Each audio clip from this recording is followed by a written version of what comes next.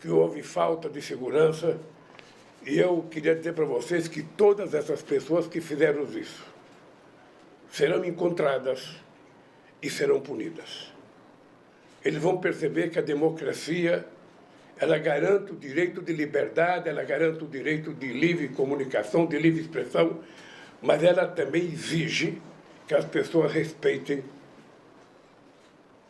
as instituições que foram criadas para fortalecer a democracia.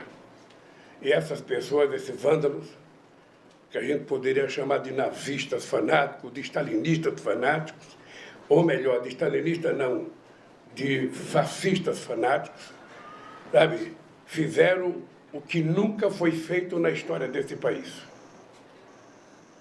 É importante lembrar que a esquerda brasileira já teve gente torturada, já teve gente morta, já teve gente desaparecida, e nunca vocês leram alguma notícia de algum partido de esquerda, de algum movimento de esquerda, invadisse o Congresso Nacional, a Suprema Corte e o Palácio do Planalto.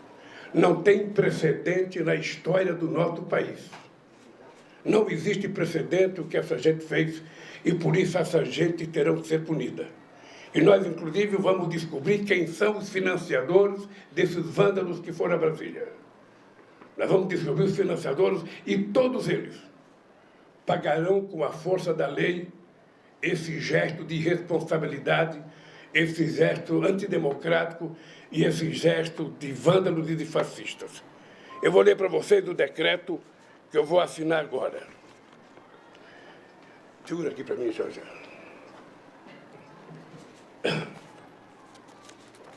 Decreto a intervenção federal no Distrito Federal com o objetivo de pôr termo ao grave comprometimento da ordem pública nos termos em que especifica. O Presidente da República, no uso da atribuição que lhe confere o artigo 84, caput, inciso 10, e no artigo 34, inciso 3º da Constituição, decreta. Artigo 1º. Fica decretada intervenção federal no Distrito Federal até dia 31 de janeiro de 2023. A intervenção de que se trata o caput se limita à área de segurança pública, conforme o disposto no artigo 117-A da Lei Orgânica do Distrito Federal. Parágrafo 2º. Artigo 2º. Parágrafo 2º. O objetivo da intervenção é pôr termo a grave comprometimento da ordem pública do Estado no Distrito Federal, marcada por atos de violência e invasão de prédios públicos. Artigo 2º. Fica nomeado para o cargo do interventor Ricardo Garcia Capelli, que é o secretário executivo do Ministério da Justiça. Artigo 3º. As atribuições do interventor são aquelas necessárias às ações de segurança pública, em conformidade com os princípios e objetivos previstos no artigo 117-A da Lei Orgânica do Distrito Federal. Parágrafo 1º.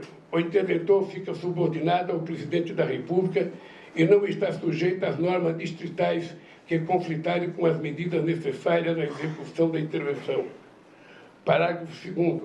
O interventor poderá requisitar, se necessário, os recursos financeiros, tecnológicos, estruturais e humanos do Distrito Federal afetos ao objeto e necessários à consecução do objetivo da intervenção.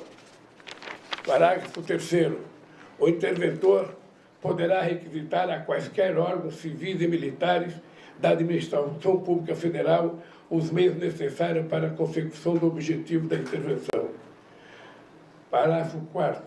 As atribuições previstas no artigo 117-A da Lei Orgânica do Distrito Federal, que não tiverem relação direta ou indireta com a segurança pública, permanecerão sob a titularidade do Governo do Distrito Federal.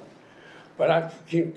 O interventor, no âmbito do Estado do Distrito Federal, exercerá o controle operacional de todos os órgãos distritais de segurança pública previsto no artigo 144 da Constituição e no artigo 117-A da Lei Orgânica do Distrito Federal.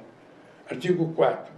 Poderão ser requisitados durante o período da intervenção os bens, serviços e servidores afetos às áreas da Secretaria de Estado de Segurança do Distrito Federal, da Secretaria de Estado de Administração Penitenciária do Distrito Federal e do Corpo de Bombeiros Militar do Distrito Federal para emprego nas ações de segurança pública determinadas pelo interventor. Artigo 5º. Esse decreto entra em vigor na data da sua publicação. Brasília, 8 de janeiro de 2023, 202 da Independência e 135 anos da República. Eu tinha vindo... Eu tomei a decisão de vir a Araraquara, porque eu estava em São Paulo e antes de voltar a Brasília, eu queria prestar solidariedade ao companheiro Edinho e ao povo de Araraquara e, sobretudo, às vítimas, aos parentes da família que teve, sabe, que morreu todas as pessoas. Eu passei aqui junto com o meu ministro da cidade, junto com o ministro ministro do Desenvolvimento Regional, para que a gente possa discutir com o Edinho e saber, sabe, o quanto vai custar a reposição das coisas que foram destruídas aqui na cidade de Araraquara. Nós sabemos que no Brasil tem muitas cidades que estão, sabe, com problemas de chuva, com problemas de destruição de estrada, e, lamentavelmente, o genocida que deixou o poder deixou apenas R$25 mil para que a gente pudesse cuidar de desastres. Ou seja, ele não deixou nada para a gente cuidar, e cuidar, sabe, das cidades, do Estado e do próprio governo federal. Por isso eu vim aqui com muita tranquilidade. Imaginava até que o Edinho ia me convidar para o almoço depois da visita, depois da conversa, quando começamos a assistir pela televisão a caminhada dos vândalos em direção à Praça dos Três Poderes. Chegando lá, vocês acompanharam. Eles invadiram, quebraram muitas coisas e, lamentavelmente, quem tem que fazer a segurança do Distrito Federal é a Polícia Militar do Distrito Federal, que não fez. Houve, eu diria, sabe, incompetência, má vontade ou má fé das pessoas que cuidam da segurança pública do Distrito Federal. Não é a primeira vez. Vocês vão ver nas imagens que eles estão guiando as pessoas na caminhada até a Praça dos Três Poderes. No dia 30, quando houve a minha diplomação, vocês viram aquele quebra-quebra em Brasília à noite, a Polícia Militar de Brasília estava guiando eles, vendo eles tocar fogo em ônibus e não fazia absolutamente nada. Esses policiais que participaram disso não poderão ficar impunes e não poderão participar da corporação, porque não são de confiança da sociedade brasileira. Eu espero que a gente, a partir desse decreto, a gente possa não só cuidar da segurança do Distrito Federal, mas garantir de uma vez por todas que isso não se repetirá mais no Brasil. É preciso que essa gente seja punida de forma exemplar, que essas pessoas sejam punidas de forma a que ninguém nunca mais ouse, com a bandeira nacional nas costas ou com a camiseta da seleção brasileira, para se fingirem de nacionalistas, para se fingirem de brasileiros, façam o que eles fizeram hoje. Isso nunca tinha acontecido. Nem no auge da chamada luta armada nesse país, nos anos 70, houve qualquer tentativa de qualquer grupo fazer qualquer quebra-quebra na Praça dos Três Poderes, no Palácio do Presidente, no Palácio da Justiça e na Câmara dos Deputados. Eu vou voltar para Brasília agora, vou visitar os 3 palácios que foram quebrados e pode ficar certo que isso não se repetirá e nós vamos tentar descobrir quem financiou isso, quem pagou os ônibus, quem pagava estadia, quem pagava churrasco todo dia, e essa gente toda vai pagar. E também da parte do governo federal. Se houve omissão de alguém no governo federal que facilitou isso, também será punido. Nós não vamos admitir. Vocês sabem que eu perdi eleições em 89, eu perdi eleição em 94, eu perdi eleição em 98. E em nenhum momento vocês viram qualquer militante do meu partido, qualquer militante de esquerda, fazer qualquer objeção ao presidente da República eleito. Esse genocida não só provocou isso, não só estimulou isso, como, quem sabe, está estimulando ainda pelas redes sociais sabe, que a gente está sabendo lá de Miami, onde ele foi descansar. Na verdade, ele fugiu para não me colocar a faixa, e é muito triste, depois da festa democrática do dia 1º, a festa mais importante da posse de um presidente da República na história do presidencialismo no mundo inteiro. Nunca o povo trabalhador, os catadores de papel, os índios e as pessoas negras desse país colocaram a faixa no pescoço de um presidente da República. Pois no dia 1º eles colocaram. Essa gente já estava em Brasília. E essa gente teve medo de descer a Brasília, com medo da multidão que estava lá para a posse. E aproveitaram o silêncio de um domingo, quando a gente ainda está montando o governo, para fazer o que eles fizeram hoje. Todo mundo sabe que tem vários discursos do ex-presidente da República estimulando isso. Ele estimulou a invasão na Suprema Corte, estimulou a invasão, só não estimulou a invasão no Palácio, porque ele estava lá dentro. Mas ele estimulou a invasão nos 3 poderes sempre que ele pôde. E isso também é da responsabilidade dele. Isso é da responsabilidade dos partidos que sustentam ele, e tudo isso vai ser apurado, sabe, com muita força e com muita rapidez. Eu quero agradecer a vocês, porque eu vim aqui para outra coisa, e vou deixar aqui depois os meus ministros aqui para falar com vocês. Já conversaram com o Edinho o que o governo federal pode fazer para que a gente possa recuperar, sabe, essa cidade maravilhosa chamada Morada do Sol.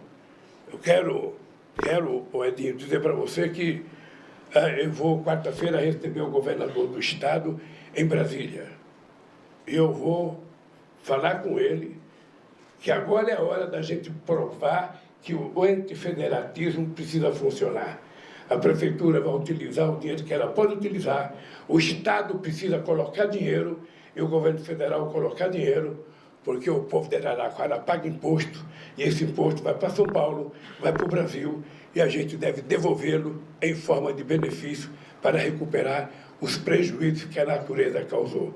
E é importante lembrar, quando alguém hoje achar que a questão climática é uma coisa menor, que a questão climática é uma coisa, sabe, de estudante, que é uma coisa de esquerdista, que é uma coisa de Partido Verde, não.